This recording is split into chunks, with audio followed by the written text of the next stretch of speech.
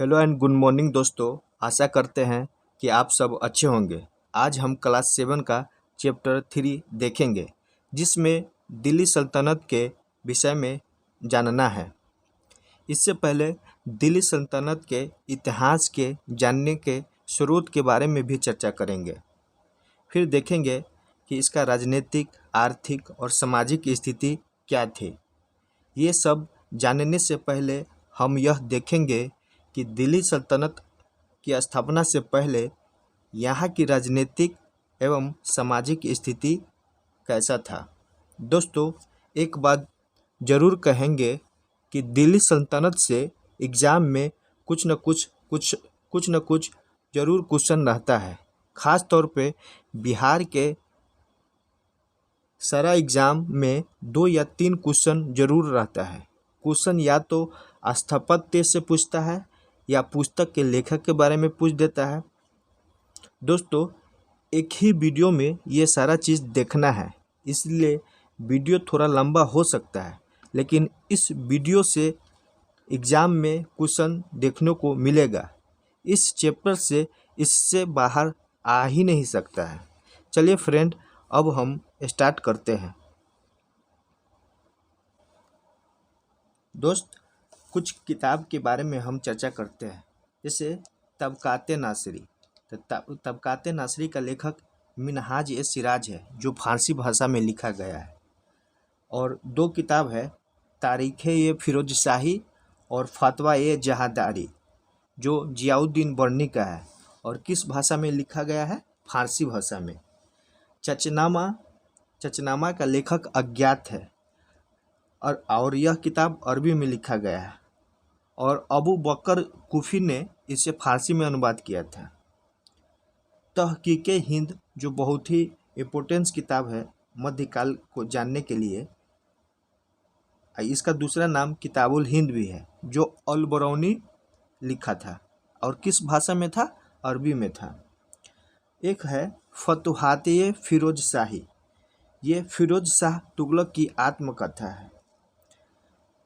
और एक किताब है तारीख़-ए मसूदी, जो बैहाकी ने लिखा था।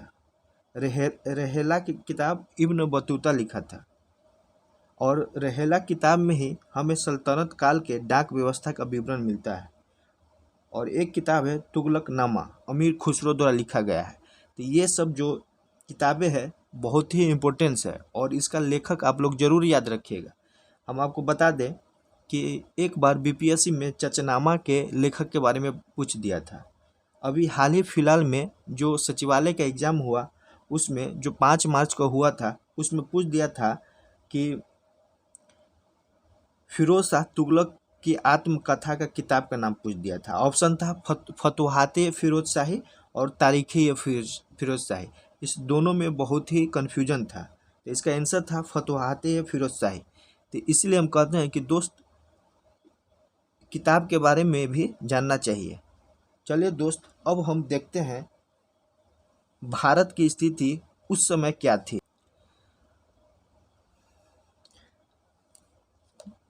हम ये देखना चाह रहे हैं कि जब हर्ष की मृत्यु के बाद भारत में राजनीतिक विकेंद्रीकरण की स्थिति उत्पन्न हो गई थी और कई राज्य खुद को स्वतंत्र घोषित कर लिया था जब हर्ष की मृत्यु हो गई थी। तो और ये सभी राज्य आपस में ही संघर्षरत थे। जैसे चहमान जो था, चौहान वंश जिसको कहते हैं, वो परमार वंश से संघर्ष कर रहा था। फिर जो चंदेल शासक था विद्याधर, ये क्या करता है? प्रतिहार शासक जो कनौज पे शासन कर रहा था, जिसका नाम राज्यपाल था, उसको हत्या कर दिया। यानी हम देख रहे हैं कि उस समय उत्तर भारत में संघर्षरत की स्थिति थी, यानी एक दूसरे से संघर्ष कर रहे थे। तो स्वाभाविक है विदेशी ताकतें मजबूत हो जाती हैं जब आपस में ही संघर्षरत थे ये लोग। तो जिस समय तुर्क का आक्रमण होता है, उस समय काबुल और पंजाब पे जो है हिंदू शाही राजवंश का शासक था, जिसका नाम था जयपाल। और कश्मीर में किसका शासन था? लोहार वंश का शासन था। और कनौज में प्रतिहार वंश का शासन था और उस समय राज्यपाल था। मालवा में परमार वंश का शासक था और शासक का नाम था भोज। और एक चंदेल वंश का शासक था जिसका नाम विद्याधर था। भारत की स्थिति इस समय 4 वर्णों में विभाजित था: ब्राह्मण, क्षत्रिय, वैश्य, शूद्र। युद्ध में क्षत्रिय ही भाग लेता था। सैनिक में भी क्षत्रिय लोग भाग लेते थे। ब्राह्मण मंदिर का पुजारी थे। उस समय मंदिर में बहुत सारे धन संपत्ति रहता था क्योंकि दान की सभी वस्तु मंदिर में ही दी जाती थी। वैश्य अपना उद्योग धंधा पर कब्जा बनाए रखना चाहता था। क्षुद्र को हे दृष्टि से अभी तक देखा जा रहा था। अतः इस समय भारत के समाज में बहुत उच्च स्तर पर संघर्षरत था। महमूद गजनबी ने 1001 से लेकर 1027 तक करीब 17 बार आक्रमण किया है। महमूद गजनबी ने जब अपना अभियान कश्मीर पे करता है तो उस समय कश्मीर का शासक कौन था? दीदा थे, जो उसको असफल कर देता है, हरा देता है। तो इसका ये पहला हार था महमूद गजनबी का। महमूद गजनबी के बाद मोहम्मद गौरी अब भारत पे आक्रमण करता है। सबसे पहले मोहम्मद गौरी ने 1175 ईस्वी में मुल्तान पे आक्रमण किया था। उसके बाद 1178 ईस्वी में पाटन पे किया था, जिसको हम गुजरात कहते हैं। पाटन पे भीम द्वितीय ने इसे हरा दिया था और मोहम्मद गौरी का यह पहला पराजित था। भीम द्वितीय हराया था और पहला पराजय था। फिर मोहम्मद गौरी का 1191 ईस्वी में तराइन का युद्ध होता है, जिसमें ये बुरी तरह पराजित हो जाता है। लेकिन जब दूसरा युद्ध होता है 1192 में तराइन का, तो इसमें इसकी विजय हासिल होती है। इस प्रकार हम देखते हैं कि मोहम्मद गौरी ने यहाँ के ज़्यादातर शासकों को हरा देता है और यह दिल्ली इसका एक दास रहता है जो कुतुबुद्दीन ऐबक होता है, जो दिल्ली सल्तनत की स्थापना करते हैं। अब हम देखेंगे कि दिल्ली सल्तनत में कौन कौन सा राजवंश हुआ। जैसे गुलाम वंश हुआ, खिलजी वंश हुआ, तुगलक वंश हुआ, सैयद वंश हुआ और अंतिम लोदी वंश हुआ। और अब चलिए हम देखते हैं कि दिल्ली के बारे में हम जानने की कोशिश करते हैं। दिल्ली की स्थापना जो है तोमर राजपूत वंश के काल में हुआ था। कब हुआ था? तोमर राजपूत वंश के काल में हुआ था। चौहान वंश के शासक विग्रहराज चतुर्थ ने दिल्ली को 1191 में तोमरों से छीन लिया। किससे? तोमरों से छीन लिया। और 12वीं सदी के मध्य में तोमरों को अजमेर के चौहानों ने परास्त कर दिया। यानी उसका नाम क्या था? विग्रहराज 6।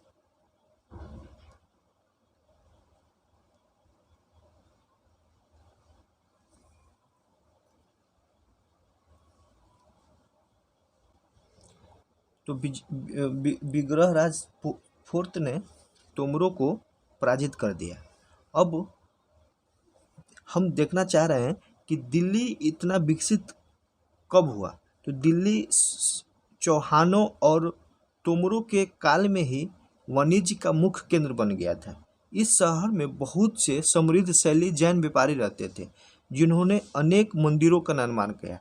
यहाँ देहलवी कहे जाने वाले सिक्के भी ढाले जाते थे, जो काफ़ी प्रचलन थी। इसको याद रखना है, कौन? देहलवी सिक्के। और किसके शासनकाल में दिल्ली वाणिज्य का एक महत्वपूर्ण केंद्र हो गया? तोमरों और चौहानों के काल में। 13वीं सदी के आरंभ में दिल्ली सल्तनत की स्थापना हुई और इसके साथ दिल्ली एक ऐसी राजधानी बदल गई जिसका नियंत्रण इस उपमहाद्वीप के बहुत बड़े क्षेत्र पर फैला था। और दिल्ली सल्तनत की स्थापना कौन किया था? कुतुबुद्दीन ऐबक, जो गौरी का दास था। अब इस तालिका में देखते हैं, इसमें देखते हैं तोमर का आरंभिक शताब्दी कब था? 1165। और अंगपाल कब था? 30 से 45। चौहान, पृथ्वीराज चौहान 1175 से 1192। 1192 में ही गौरी ने पराजित किया था तराइन के द्वितीय युद्ध में। अब कुतुबुद्दीन ऐबक जो गुलाम वंश का शासक था 1206 से लेके 1210 ईस्वी तक रहा। इसके बाद इल्तुतमिश बना, रजिया सुल्तान बनी और ग्यासुद्दीन बलबन बना।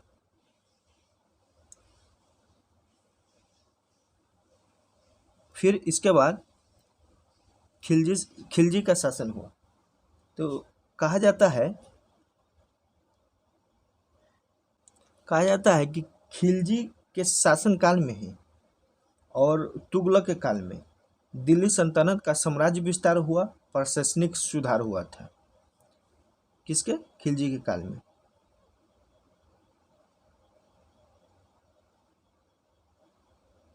लोधी वंश 1151 से 1526 ईस्वी। अब दिल्ली के सुल्तानों के बारे में जानने की कोशिश करेंगे। देखिए, दिल्ली हालांकि अभिलेख, सिक्कों और स्थापत्य के माध्यम से काफ़ी सूचना मिलती है, मगर और भी वे इतिहास, तारीख या तवारीख है जो सुल्तानों के शासनकाल में प्रशासन की भाषा फारसी में लिखे गए थे। यानी जो पुस्तकें लिखी गई उससे हमें ज़्यादा सटीक जानकारी मिलती है दिल्ली सल्तनत के बारे में। और भाषा क्या था? फारसी भाषा में। और ये जो लेखक थे ये इनाम पाने के लालच से सुल्तानों का बड़ाई ही करता था।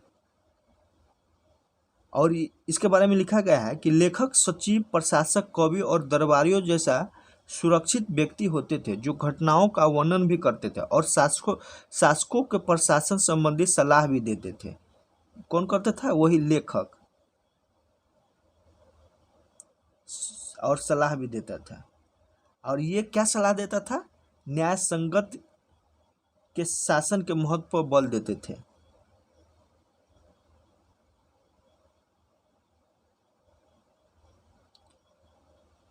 और ये किस बात पे?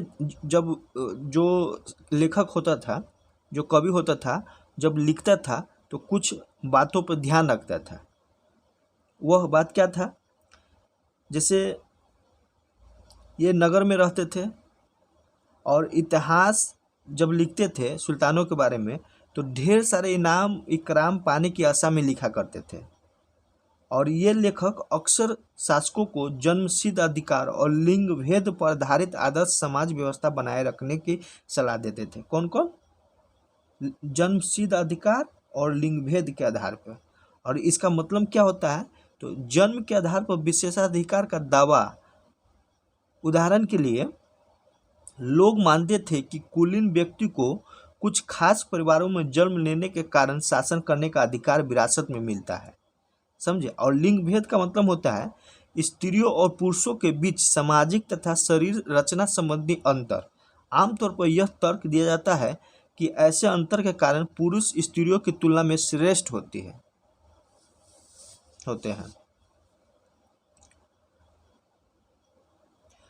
1236 में सुल्तान इल्तुतमिश की बेटी रजिया सिंहासन पर बैठी। उस युग के इतिहासकार मिनहाज या सिराज ने स्वीकार किया है कि वह अपने सभी भाइयों से अधिक योग्य और सक्षम थी, लेकिन फिर भी वह एक रानी को शासक के रूप में मान्यता नहीं दे पा रहा था। दरबारी जन भी उसके स्वतंत्र रूप से शासन करने की कोशिश से प्रसन्न नहीं थे। क्यों? क्योंकि वह स्त्री थी। 1240 में उसे सिंहासन से हटा दिया गया। अगला है दिल्ली सल्तनत का विस्तार। गैरीसर सहन।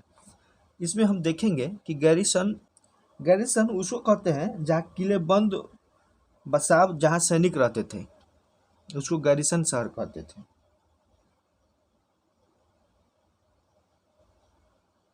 तेरहवीं शताब्दी के आरंभिक वर्षों में दिल्ली के सुल्तानों का शासन गैरीसनों के निवास के लिए बने मजबूत किलेबंदी शहरों से परे शायद ही कभी फैला हो। शहरों से संबंध लेकिन उनसे दूर भीतरी प्रदेशों पर उनका नियंत्रण न के बराबर था और इसीलिए उन्हें आवश्यक सामग्री रसद आदि के लिए व्यापार कर या लूट मार पर ही निर्भर रहना पड़ता था। जैसे इल्तुतमिश के समय मंगोलों का आक्रमण होता है, फिर रजिया के समय भी होता है, तो इसका संविधान नहीं हो पाता है। तो बलबन जाकर उत्तर पश्चिम की ओर से किलेबंदी की और वहाँ पे सैनिक रखना शुरू हुआ और ये व्यवस्था खिलजी के समय और बढ़ गया और तुगलक के समय खिलजी और तुगलक के समय और बढ़ गया। तो शुरुआत कौन किया था? ये बलबन के द्वारा हुआ था। तो इसका स्थापना कौन किया था? गयासुद्दीन बलबन के शासनकाल में हुआ और इसका विस्तार किसके काल में हुआ? अलाउद्दीन खिलजी और मोहम्मद तुगलक के राजकाल में हुआ। आगे देखते हैं। सल्तनत के भीतरी सीमाओं में जो अभियान चले उनका लक्ष्य था गारिसन शहर को पृष्ठभूमि स्थित भीतरी क्षेत्रों की स्थिति को मजबूत करना। इन अभियानों के दौरान गंगा यमुना के दयाब से जंगलों को साफ कर दिया गया और शिकारी संग्राहकों और चरवाहों के उनके प्रयास से खदेड़ दिए गए। वह जमीन किसानों को दे दी गई और कृषि कार्य को प्रोत्साहन दिया गया। व्यापार मार्गों की सुरक्षा और क्षेत्रीय व्यापार की उन्नति की खातिर नए किले, गारिसन शहर और शहर बसाए गए। वही बलबन ने स्टार्ट किया था नए किले बनाने का, गारिसन शहर और शहर बनाए गए। और अलाउद्दीन खिलजी के शासनकाल में दक्षिण भारत को लक्ष्य करके सैनिक अभियान शुरू हुए और यह अभियान मोहम्मद तुगलक के समय अपनी चरम सीमा पर पहुंच गई। किसके समय हुआ? अलाउद्दीन खिलजी के। और दिल्ली सल्तनत का जो साम्राज्य विस्तार है ना, अलाउद्दीन खिलजी के समय हुआ, क्योंकि अलाउद्दीन खिलजी उत्तर भारत और दक्षिण भारत में भी अभियान किया था। उत्तर भारत में सबसे पहले यह गुजरात अभियान करता है और वहाँ का राजा क्या था? रायकर्ण। फिर दूसरा अभियान रणथंभौर अभियान करता है, वहाँ का शासक क्या था? दूरा सिंह। चित्तौड़ अभियान करता है जिसका राणा रतन सिंह वहाँ का शासक था। मालवा अभियान करता है जिसका शासक कौन था? महकल देव। अंतिम अभियान जलौर अभियान था। अलाउद्दीन खिलजी का अंतिम अभियान क्या था? जलौर अभियान।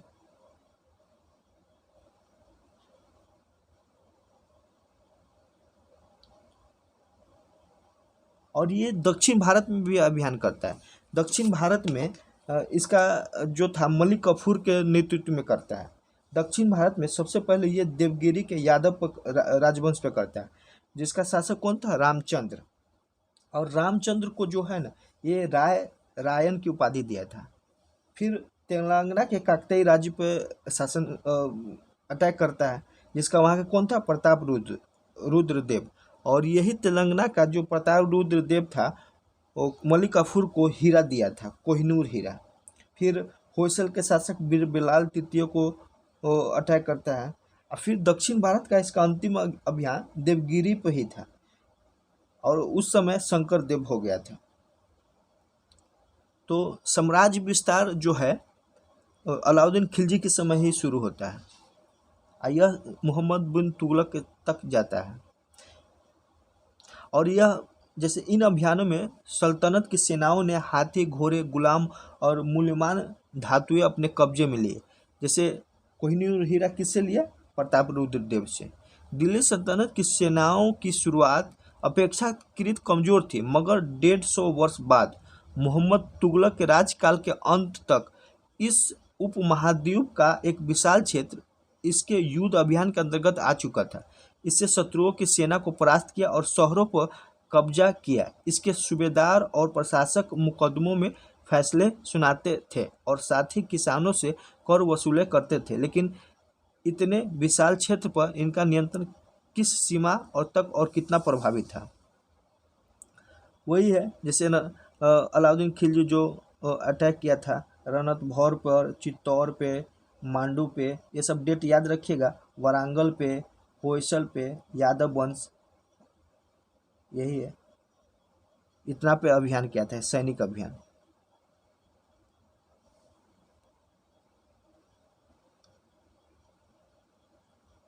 अब यहाँ से देखेंगे कि 12वीं सदी के आखिरी दशक में बनी कुवत अल इस्लाम मस्जिद और उनकी मीनारें, यह जमा मस्जिद दिल्ली के सुल्तानों द्वारा बने गए पहले शहर है जहाँ से उस दिल्ली कहा गया है। कुवत अल इस्लाम मस्जिद कौन बनाया था? ऐबक बनाया था। और मीनार कौन बनाया था? स्टार्ट किया था कुतुबुद्दीन ऐबक। और फिर इल्तुतमिश भी किया और फिरोज शाह तुगलक बनाया था।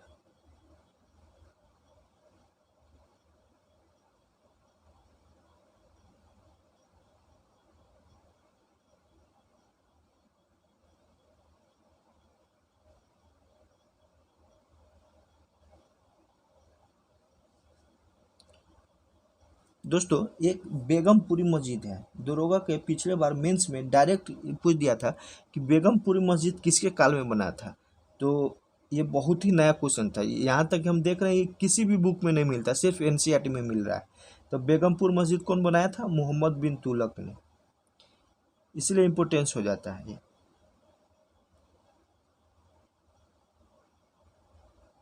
मोठ मस्जिद कौन बनाया था? मोठ मस्जिद का निर्माण सिकंदर लोदी ने बनाया था। और एक है जमाली कमाली का मस्जिद का निर्माण कब बनाया था? 1520 के दशक में। ये तीनों मस्जिद के बारे में आप लोग जरूर याद रखिएगा। अब हम लोग देखेंगे खिलजी और तुगलक वंश के अंतर्गत प्रशासन कैसा था। तो उस समय विशाल साम्राज्य के समेकन के लिए विश्वसनीय सूबेदार और प्रशासकों की जरूरत थी। दिल्ली के प्रारंभिक सुल्तान विशेषकर इल्तुतमिश सामंतों और जमींदारों के स्थान पर अपने विशेष गुलामों को सूबेदार नियुक्त करना अधिक पसंद करता था। हम लोग देखते हैं कि प्राचीन काल में सामंत व्यवस्था था, तो इसका एक विकसित रूप मध्यकाल में इक्तादारी व्यवस्था आया। इक्ता व्यवस्था कौन लाया था? इल्तुतमिश लाया था। तो इक्तादारी व्यवस्था और सामंतवाद में क्या अंतर था? ये सामंतवाद जो था अनुवांशिक था, लेकिन इक्तादारी अनुवांशिक नहीं था, ये अंतर था। तो ये मध्यकाल में आया था, मध्यकाल भारत में वही है।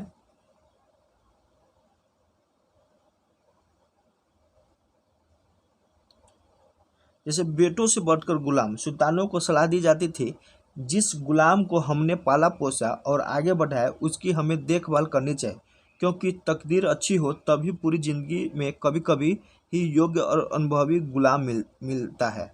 बुद्धिमानों का कहना है कि योग्य और अनुभवी गुलाम बेटे से भी बढ़कर होता है।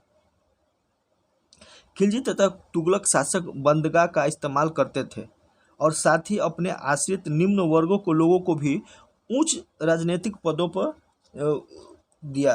उच्च राजनीतिक, जैसे मोहम्मद तुगलक ने अजीज खुमार नामक कलाल को जो शराब बनाते थे उसको भी उच्च पद पर दिया था। फिरोज हजाम नामक नाई को, मनका तबाख नामक बावर्ची को, आदि सबको उच्च प्रशासनिक पदों पर बैठाया था। 14वीं शताब्दी के मध्य में के इतिहासकार इजाउद्दीन बर्नी ने इन नियुक्तियों का उल्लेख सुल्तान के राजनीतिक विवेक के नाश और शासन करने की अक्षमता को बताता है। यही अजीज खुमार जो शराब बनाता था, फिरोज जो मनका तबका नामक बावर्ची था, ये सब दिया था। लेकिन उस समय इतिहासकार क्या बोला कि नाश और शासन करने की अक्षमता का उदाहरण रूप में प्रस्तुत किया। आगे हम देखते हैं कि एकता के बारे में, जो हम पहले ही चर्चा कर चुके हैं। एकता क्या है? तो पहले पहले वाले सुल्तानों की तरह ही खिलजी और तुगलक शासकों ने सेनानायकों को भिन्न भिन्न आकार के इलाकों के सूबेदार के रूप में नियुक्त किया। ये इलाके इक्ता कहलाते थे और इनको संभालने का अधिकार इक्तादार या मुफ्ती कहे जाते थे। तो मुफ्ती का काम क्या था? मुफ्ती का फर्ज था सैनिक अभियानों का नेतृत्व करना और अपने इक्तों में कानून व्यवस्था बनाए रखना। इसको याद रखना है कि इक्ता किसको कहते थे और उसका काम क्या था। इसका काम था सैनिक अभियानों का नेतृत्व करना और कानून व्यवस्था बनाकर रखना। राजस्व के रूप में और देखते हैं कि मुक्ति अपने इलाकों से राजस्व की वसूली क्या करते थे, राजस्व के रूप में मिली रकम से ही वे अपने सैनिकों को तनख्वाह देते थे। मुक्ति लोगों को पर काबू रखने का सबसे प्रभावी तरीका यही था कि उनका पद वंश परंपरा से न चले और उन्हें कोई भी एकता थोड़े थोड़े समय के लिए ही मिले, यानी अनुवांशिक नहीं था। और प्राचीन काल में सामंतवाद में अनुवांशिक था, यही अंतर था। सुल्तान अलाउद्दीन खिलजी और मोहम्मद तुगलक के शासनकाल में नौकरी के इन कठोर नियमों का बड़ी सख्ती से पालन होता था। मुक्ति लोगों द्वारा एकत्रित किए गए राजस्व की रकम का हिसाब लेने के लिए राज्य द्वारा लेखाधिकारी नियुक्त किया जाता था।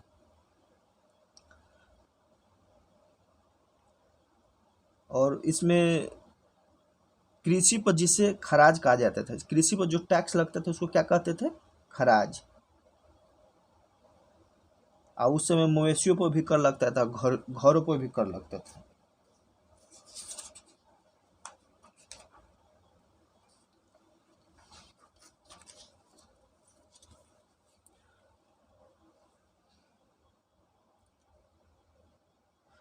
यह याद रखना जरूरी है कि इस उपमहाद्वीप का काफी बड़ा हिस्सा दिल्ली के सुल्तानों के अधिकार से बाहर थी। दिल्ली से बंगाल जैसे सुदूर प्रांतों का नियंत्रण कठिन था और दक्षिण भारत की विजय के तुरंत बाद ही वह पूरा क्षेत्र फिर से स्वतंत्र हो गया। जो यानी खिलजी वंश क्या किया था, उसको अटैक किया, हराया और उसको फिर उसको अपने साम्राज्य में न मिलाकर चले आया। इससे थोड़े ही दिन के बाद वो लोग फिर स्वतंत्र हो गए। अलाउद्दीन खिलजी और मोहम्मद तुगलक इन इलाकों पर जोर जबरदस्ती अपना अधिकार जमा लेते थे, पर वह अधिकार कुछ ही समय के लिए होता था।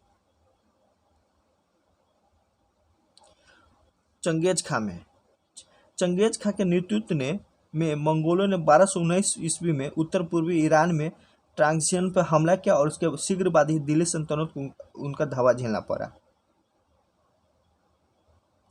अलाउद्दीन खिलजी और मोहम्मद तुगलक के शासनकाल आरंभ में दिल्ली पर मंगोलों के धावे बढ़ गए थे। यानी अलाउद्दीन खिलजी और एमबीटी के समय बहुत ज़्यादा मंगोलों का आक्रमण हुआ। इससे मजबूत होकर दोनों ही सुल्तानों को एक विशाल अस्थायी सेना खड़ी करनी पड़ी। इतनी विशाल सेना को संभाल कर प्रशासन के लिए भारी चुनौती था। आइए हम देखते हैं दोनों सुल्तानों में क्या क्या सामना था। तो आगे हम देखेंगे कि अलाउद्दीन खिलजी और मोहम्मद बिन तुगलक क्या क्या चीज़ किए इस चीज़ के लिए। तो दिल्ली पर 2 बार हमले हुए अलाउद्दीन खिलजी के समय, 1299 में और 1300 ईस्वी में। फिर 1299 1300 ईस्वी में हुआ, फिर 1302 से 1303 ईस्वी में। इनका सामना के लिए अलाउद्दीन खिलजी ने एक विशाल अस्थायी सेना रखा। तो अस्थायी सेना कौन रखा, तो अलाउद्दीन खिलजी। यहाँ से क्वेश्चन बनता है कि अस्थायी सेना कौन रखा था, तो अलाउद्दीन खिलजी। और ये क्या रखे थे, तो ये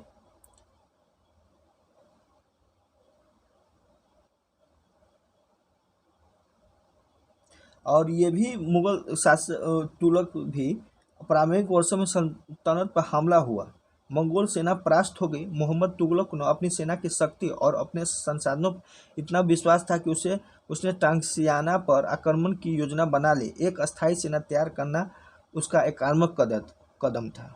अस्थायी सेना ये अलाउद्दीन खिलजी ने अपने सैनिकों के लिए सीरी नामक एक नया गर्सियन शहर बनाया। कौन, सीरी नामक, और इसको राजधानी भी बनाया था।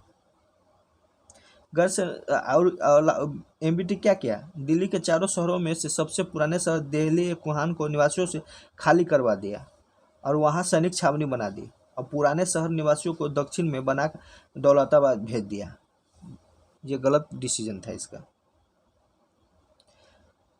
और इसको पेट भरने के लिए अलाउद्दीन खिलजी 50% कर लागू कर दिया। और ये एमबीटी क्या किया, सेना को खिलाने के लिए उसी इलाके से खदान इकट्ठा किया गया, लेकिन सैनिकों का विशाल संख्या की जरूरत पूरी करने के लिए सुल्तान अतिरिक्त कर भी लगाया। इसी दौरान उस क्षेत्र में अकाल भी पड़ गया था। अगला है सैनिक वेतन में भी देना होता था। अलाउद्दीन खिलजी ने सैनिक को एकता के स्थान पर नगद देने की व्यवस्था की। ये है एकता के स्थान में क्या किया, ये नगद वेतन देना शुरू किया। और ये सांकेतिक मुद्रा चलाया था जो असफल रह गया। अलाउद्दीन खिलजी का जो प्रशासनिक कदम था काफ़ी सफल था और मोहम्मद बिन तुगलक द्वारा उठाए गए प्रशासनिक कदम बेहद ही असफल था। यानी ये जो भी काम किया ना सब असफल हो गया था।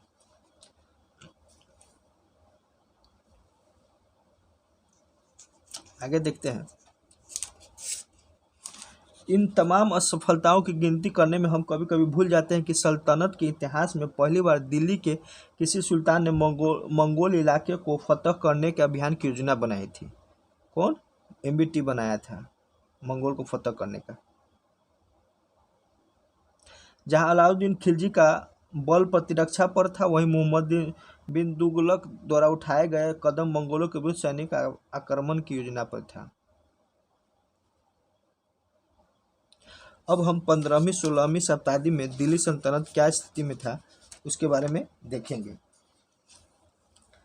तो देखते हैं कि तुगलक वंश जो है 1526 तक रहा और फिर आगरा पे 1526 में पानीपत का लड़ाई होता है, तराइन का लड़ाई होता है, जिसमें सिकंदर लोदी बाबर उसको पराजित कर देता है और फिर मुगल वंश का स्थापना हो जाता है।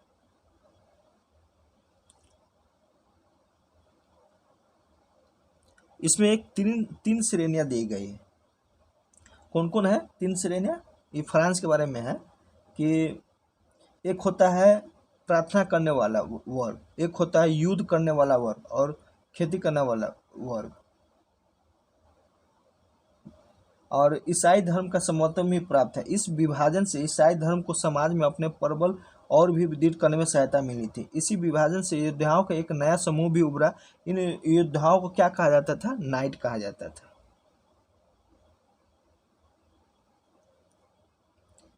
नाइट, ये इम्पोर्टेंस नहीं है। अब चलिए दोस्त, हम इस पूरा का एक शॉर्ट नोट्स बनाए, आप लोग इसका जरूर देखिएगा और कोशिश कीजिएगा नोट्स बना लेने के लिए, और इससे बाहर हम कह रहे हैं नहीं आएगा क्वेश्चन। चलिए देखते हैं। जैसे पहले हम बताए थे कि मध्यकाल इतिहास के जानने के स्रोत के बारे में जानेंगे, तो ये किताब है जैसे तबकाते नासिरी, इसका लेखक कौन है? मिनहाज उस सिराज। तारीख फिरोज शाही, फतवा जियाउद्दीन बर्नी है, चचनामा अज्ञात है कि ये सब आप लोग लिख लीजिएगा। फिर फतवाहत या फिरोज शाही, फिरोज तुगलक की आत्मकथा है। यही इसी दिया हम बोल रहे थे कि इस बार जो है सचिवालय में पूछा था। तो ऐसा नहीं है कि दिल्ली सल्तनत या मिडिवल हिस्ट्री से क्वेश्चन नहीं आता है। खासकर बिहार के एग्जाम में तो जरूर 2, 3, 4 क्वेश्चन देखने को मिलता है, और आजकल के एग्जाम में एक क्वेश्चन भी अगर सही हो जाए तो बहुत ही बड़ी चीज हो जाता है। दिल्ली की स्थापना कौन किया था? तैमूर राजपूत वंश के काल में हुआ था, और चौहान वंश के शासक वीरराज चतुर्थ ने दिल्ली को 1191 में तोमरों से छीन लिया था। दिल्ली महत्वपूर्ण शहर कब बना है? बारहवीं शताब्दी में बना। कब बना? बारहवीं शताब्दी में। और यहाँ देहलवीवाल नामक सिक्का प्रचलित था।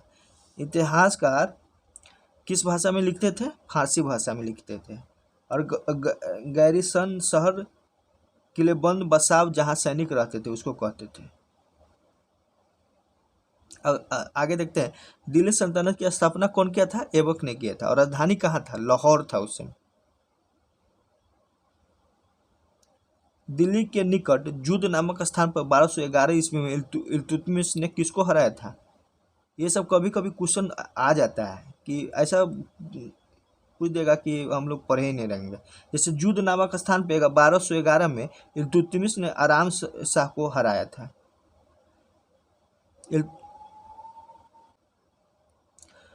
और एक है तुर्कानिया चहलगानी। तुर्कानिया चहलगानी माने 40 विश्वसनीय सरदारों का एक गुट था। कौन बनाया था? इल्तुतमिश। और उसको खत्म कौन किया? बलबन किया था, बलबन कर दिया था। तराइन का तृतीय युद्ध कौन? तराइन का फर्स्ट युद्ध और द्वितीय युद्ध तो हम लोग जानते हैं, लेकिन तृतीय युद्ध पर ध्यान नहीं देते। तराइन का तृतीय युद्ध 1215 में यलदोज और इल्तुतमिश हुआ था, जिसमें यलदोज मारा जाता है। 1221 ईस्वी में मंगोल नेता चंगेज खा के आक्रमण से भागकर ख्वारिज़्म वंशी शासक जलालुद्दीन मकबर ने जलालुद्दीन मंगबनी पंजाब की ओर आया और इल्तुतमिश से सहायता मांगा। इल्तुतमिश ने अपनी अत्यंत सूझबूझ के का साथ देते हुए मंगबनी की सहायता नहीं की। इस प्रकार इल्तुतमिश ने चंगेज खां के कामों से दिल्ली को बचा लिया था। इसलिए दिल्ली सल्तनत को वास्तविक संस्थापक किसको माना जाता है? इल्तुतमिश को। और एक बार दुर्वा के क्वेश्चन पीटी में आया था कि सबसे पहले मंगोलों का आक्रमण किसके शासनकाल में हुआ था? तो ऑप्शन था इल्तुतमिश के शासनकाल, और यही सही था। 1717 में पीटी में आया था। इक्तदारी प्रथा इल्तुतमिश लागू किया। फिर है इसका स्थापत्य का जोधपुर में अतार्किन दरवाजा का निर्माण इल्तुतमिश किया था। जोधपुर में अतार्किन दरवाजा का निर्माण इल्तुतमिश किया था। इल्तुतमिश का दरबार का मिनहाज उस सिराज था। दीवाने अर्ज सैन्य विभाग का इस्तेमाल कौन किया था? बलबन। ये सब आप लोग लिख कर याद कर लीजिएगा। बलबन दिल्ली का पहला शासक था जिसने मंगोल आक्रमण से देश की सुरक्षा हेतु व्यवस्थित योजना बनाई और बड़ी संख्या में किलों का निर्माण रखने पर बल दिया और तुर्काने चलाने को पूरी तरह समाप्त कर दी। यही बलबन। दीवाने अर्ज नामक सैन्य विभाग की स्थापना बलबन ने ही की थी। क्या? दीवाने अर्ज। और वरीद ए मुवालिक नामक गुप्तचर विभाग बलबन ने ही बनाया था। वरीद ए मुवालिक। अलाउद्दीन लूट के धन को पहले क्या था कि 80% सैनिक को देते थे और 20% सुल्तान रखता था, लेकिन अब उल्टा कर दिया। सैनिक को 20% और सुल्तान 80% लेने लगा। शराब एवं भांग जैसे मद्यपान पर पूरी तरह से अलाउद्दीन खिलजी ने रोक लगा दिया था। और ये पहला था कि शराब और भांग पे मद्यपान पूरी तरह अलाउद्दीन खिलजी ने रोक लगा दिया था। और भूमि कर कितना कर दिया था? 1/2, क्योंकि यह सेना को नगद वेतन देने की प्रथा चलाई थी। अलाउद्दीन का उत्तर अभियान, ये सब हम लोग देखे हैं, आप लोग देख लीजिएगा। अलाउद्दीन अपने शासनकाल में मंगोलों के सबसे अधिक तथा सबसे भयानक आक्रमणों का सामना करते हुए सफलता प्राप्त की थी। ये अलाउद्दीन, इसने मंगोल आक्रमण से सुरक्षा के लिए 1304 में सीरी को राजधानी बनाया था और किलेबंदी करके यहाँ सैनिक को रख दिया था। ग्यासुद्दीन तुगलक नहर निर्माण योजना बनाई और ऐसा योजना बनाने वाला पहला शासक था। ग्यासुद्दीन तुगलक नहर निर्माण और आगे चलकर जो फिरोज शाह है जाल बिछा देता है, बहुत बना देता है। दिल्ली सल्तनत की सीमा का सर्वाधिक विस्तार किसके काल में होता है? मोहम्मद बिन के काल में। सर्वाधिक विस्तार अगर पूछे तो मोहम्मद बिन तुगलक के काल में होता है। मंगोलों का सर्वाधिक आक्रमण इन्हीं के काल में हुआ था। दीवाने अमीर को ही कौन बनाया था? वही कृषि विभाग था जो बलबन बनाया था, दीवाने अमीर को ही। एमबीटी ने जैन आचार्य जिन प्रभु सूर्य को संरक्षण दिया था। ये पूछ देगा कि कौन सा आचार्य था जिनको एमबीटी ने संरक्षण दिया? जिन प्रभु सूर्य। और ये एक क्वेश्चन आता है कि दिल्ली सल्तनत में कौन 2 बार राज्याभिषेक किया? तो फिरोज शाह तुगलक। पहला ठट्टा में किया था और दूसरा का दिल्ली में। तो फिरोज शाह तुगलक को 2 बार राज्याभिषेक हुआ था। तुगलक काल में स्थापत्य कला का सर्वाधिक विकास हुआ है। सिंचाई की सुविधा के लिए इसने 5 नहरों का निर्माण कराता है। कौन? फिरोज शाह तुगलक ने, जिसकी विस्तृत वर्णन कहाँ मिलता है? तारीख मुबारक शाही में।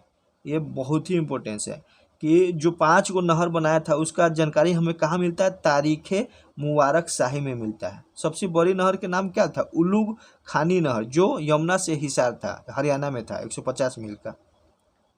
ससगनी नामक चांदी का सिक्का कौन जारी किया था? तो यही फिरोज शाह तुगलक। बारूद का पहली बार प्रयोग आतिशबाजी के रूप में फिरोज शाह तुगलक के काल में हुआ था। बारूद का। तुगलक वंश का अंतिम शासक कौन था? नासिरुद्दीन महमूद शाह था। सबसे छोटा राज्य दिल्ली से पालमपुर। एक बार बीपीएससी में पूछा था 64वीं बीपीएससी में कि किसके शासनकाल को दिल्ली से पालमपुर तक के शासनकाल कहते हैं? तो ये है नासिरुद्दीन महमूद शाह के काल को।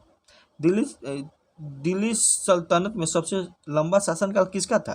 तो यही बहलोल लोदी का था। और सिकंदर लोदी फारसी में गुलूखी नामक कविता लिखते थे। कौन? गुलूखी। लज्जत सिकंदरी संगीत पर लिखा था, 2 किताब है। फिर है मोठ की मस्जिद कौन बनाया था? मियाँ भुआ द्वारा सिकंदर लोदी के समय बना था। लोदियों के काल को मकबरे का युग कहा जाता है। किसको? लोदी के काल को। आप लोग ये सब जरूर याद रखिएगा। सिख धर्म के संस्थापक गुरु नानक ने राजस्व अधिकारी थे। किसके काल में? तो सिकंदर लोदी के काल में। खतौली का युद्ध इब्राहिम लोदी और राणा सांगा के मध्य होता है। इसी से मनमुटाव हो जाता है और राणा सांगा जो है बाबर को निमंत्रित करता है इब्राहिम लोदी पर अटैक करने के लिए, क्योंकि बाबर सोचता है कि क्योंकि राणा सांगा सोचता है कि बाबर अपने पूर्वजों के जैसा ही यहाँ से चला जाएगा, लेकिन ऐसा होता नहीं है। वही 21 अप्रैल 1526 को इब्राहिम लोदी और बाबर के बीच में होता है, जिसमें इब्राहिम लोदी मारा जाता है। यह युद्ध भूमि में मरने वाला पहला शासक बनता है। और देवगिरी अभियान ये अलाउद्दीन खिलजी का वही जो दक्षिण अभियान था।